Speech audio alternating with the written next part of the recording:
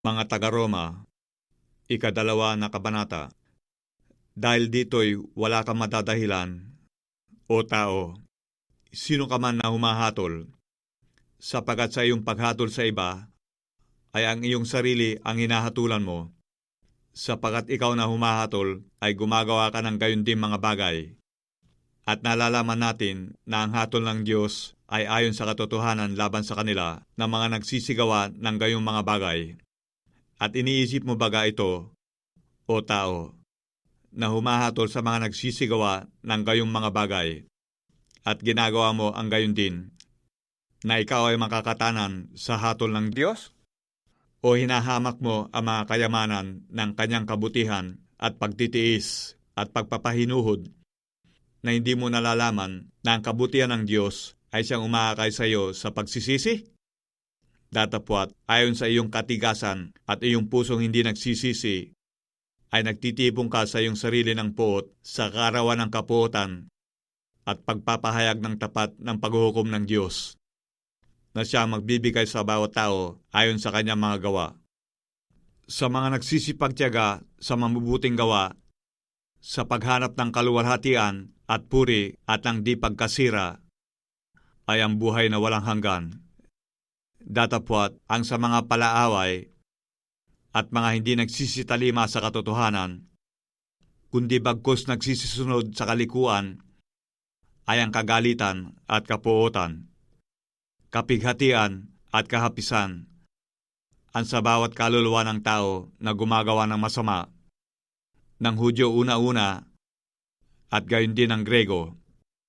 Datapwat, kaluwalhatian at karangalan at kapayapaan ang sa bawat taong gumagawa ng mabuti. Sa Hudyo ang una-una at gayon din sa Grego, sapagkat ang Diyos ay hindi nagtatanggi ng mga tao. Sapagkat ang lahat ng nangagkakasala na walang kautusan ay mga papahamak din naman ng walang kautusan. At ang lahat ng nangagkakasala sa ilalim ng kautusan ay sa kautusan din sila hahatulan. Sapagkat hindi ang mga tagapakinig ng kautusan ang siya mga ganap sa harapan ng Diyos, kundi ang nangagsisitalima sa kautusan ay aaring mga ganap.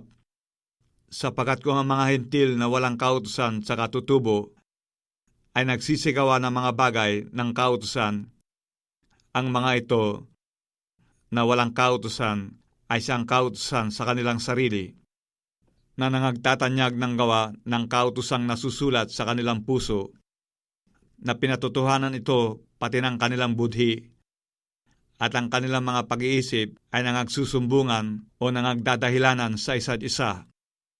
Sa araw na hahatulan ng Diyos ang mga lihim ng mga tao, ayon sa aking ebanghelyo, sa pamamagitan ni Jesucristo.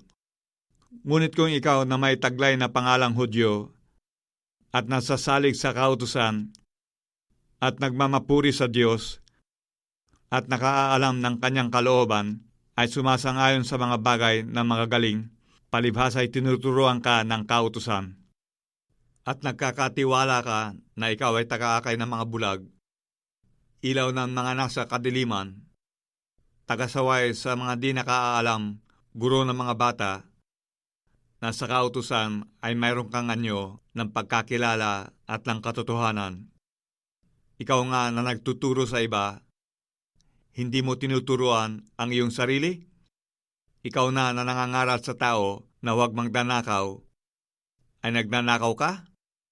Ikaw na nagsasabing ang tao ay huwag mangalunya, ay nangangalunya ka? Ikaw na nasusuklam sa mga Diyos-Diyosan, ay nanakawan mo ang mga templo?